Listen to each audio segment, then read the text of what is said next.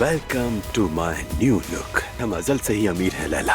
अगर हम हमेशा से अमीर हैं तो तुम उन लोगों के पास मुलाजमत क्यों कर रहे हो? तुम भी कभी कभी खराब घड़ी की तरह सही वक्त दिखा देती हो।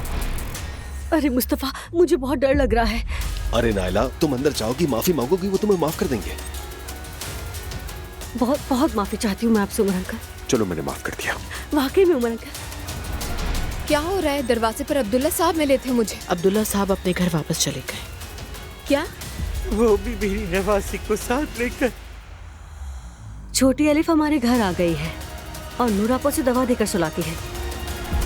वाकई में मेरी नंद काफी ज़हीन है। ये कह सकते हैं कि हर काम में माहिर है। अजलान साहब की बहन है ना? हम इनके डिजाइन अपने दुपट्टों पर प्रिंट करवाएं। क्या ये बिकेगा? अच्छा ज़रा बताओ, क्या तुम्हारे लिए कुछ कर सकता हूँ मैं? Thank you so much Umar. अगर कभी भी कस्टडी का केस दायर करना चाहो तो जो पहला शख्स गवाह के तौर पर तुम्हारे जहन में आए तो वो मैं हूँगा।